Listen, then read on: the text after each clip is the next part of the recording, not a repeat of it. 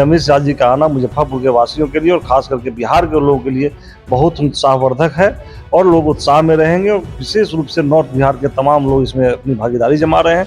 और उस दिन तो आप लोग 5 तारीख को देखिएगा ही। ये तो लॉलीपॉप कर रहे हैं। आप देखे पिछली बार जून में या जुलाई में रिजल्ट निकला दरोगा के अभ्यर्थियों का, और ठीक उससे 1 महीने बाद में हम लोग की सरकार, 2 महीने बाद में सरकार टूटती है और सितंबर में जाकर के वो नियुक्ति पत्र बांटते हैं। तो बिल्कुल से ये भी जो शिक्षा विभाग ने जो किया हुआ है कंप्लीट हम लोगों के सरकार में किया हुआ था, केवल इसको चेंज करके बीपीएससी के द्वारा एग्जाम लिया गया, दूसरा कुछ तो है नहीं। सब स्वार्थ से एकदम पड़े हुए, स्वार्थ में पूरा जमे हुए लोग हैं।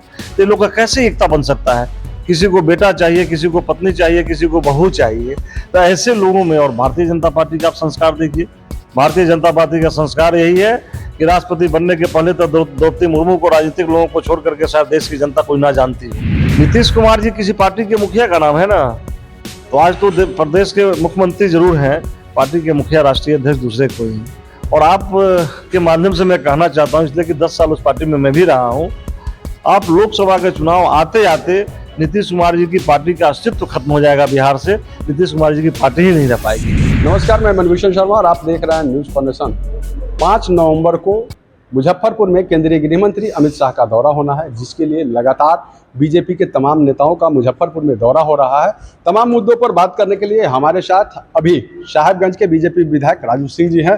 5 नवंबर को केंद्रीय गृह मंत्री का दौरा होना है। देखिए, गृह मंत्री का दौरा तो बिहार में हमेशा हुआ है, लेकिन इस बार का दौरा अपने आप में बिल्कुल अलग है।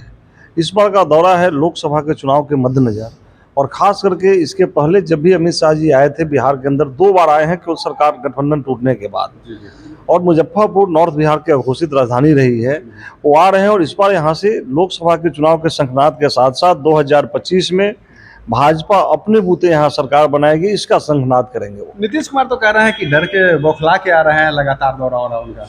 इसका मतलब वो कहीं कहीं जा रहे हैं तो भी डर के ही जा रहे हैं क्या? अगर वो कहीं जा रहे हैं तो डर के तो नहीं जा रहे हैं। ये तो अपने लोगों के बीच आना, अपनी बातों को रखना, भारत सरकार की उपलब्धियों को बताना, और आज के डेट में भारत के लिए एक लौह पुरुष और माननीय नरेंद्र मोदी के हनुमान के रूप में जाने जाते हैं अमित शाह जी। इसलिए अमित शाह जी का आना मुजफ्फरपुर के वासियों के लिए और खास करके बिहार के लोगों के लिए बहुत उत्साहवर्धक है और लोग उत्साह में रहेंगे। और विशेष रूप से नॉर्थ बिहार के तमाम लोग इसमें अपनी भागीदारी जमा रहे हैं। और उस दिन तो आप लोग 5 तारीख को देखिएगा ही कि किस तरह से लोगों का समर्थन आता है। मुझे लगता है पता ही एयरपोर्ट छोटा पड़ जाएगा 5 तारीख की रैली में। शिक्षक लोग को नियुक्ति पत्र देंगे नीतीश कुमार।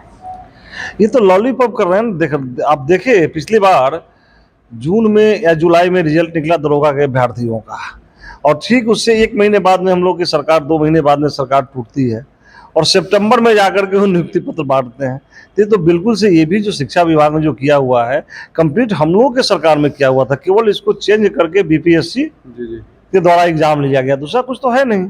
केवल उसको घुमा प्रकार करके एना प्रकार किसी भी तरह से लोगों में कैसे मैसेज जाए कि जो कर रहे हैं हम कर रहे हैं, जबकि आपको मालूम होना चाहिए कि बिहार सरकार के टोटल बजट का बिहार सरकार जो खर्च कर रही है, यहाँ पर किसी भी लाभकारी योजनाओं में जो लोगों को लाभ मिलता है उसमें मोर देन 70% जो है ये भारत सरकार का होता है। उसकी अपनी योजनाओं के अलावा बिहार सरकार की योजनाओं में 70% होता है।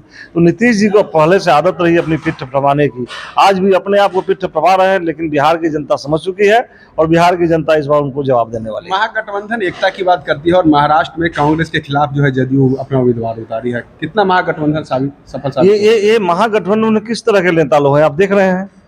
सब स्वार्थ से एकदम पड़े हुए, स्वार्थ में पूरा जमे हुए लोग हैं। तो लोग का कैसे एकता बन सकता है? किसी को बेटा चाहिए, किसी को पत्नी चाहिए, किसी को बहू चाहिए।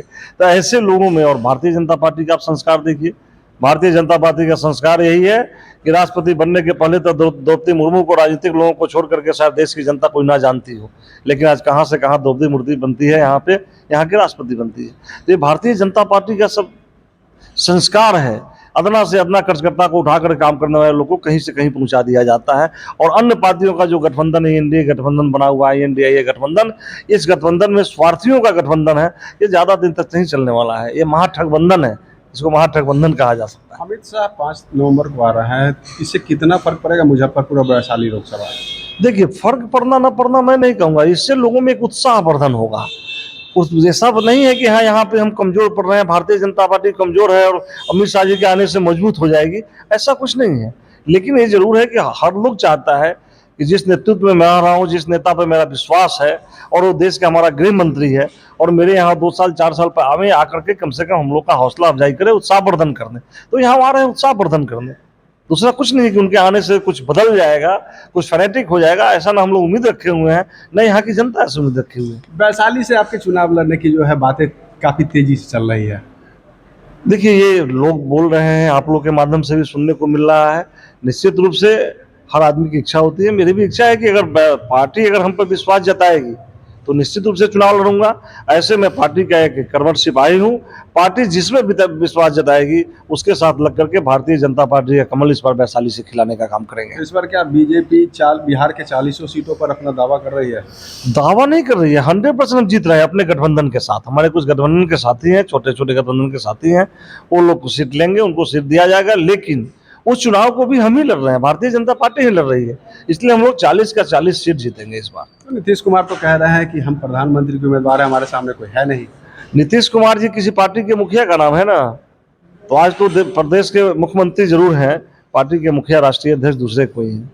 और आप के माध्यम से मैं कहना चाहता हूं, इसलिए कि 10 साल उस पार्टी में मैं भी रहा हूं, आप लोकसभा के चुनाव आते आते नीतीश कुमार जी की पार्टी का अस्तित्व खत्म हो जाएगा बिहार से, नीतीश कुमार जी की पार्टी ही नहीं रह पाएगी।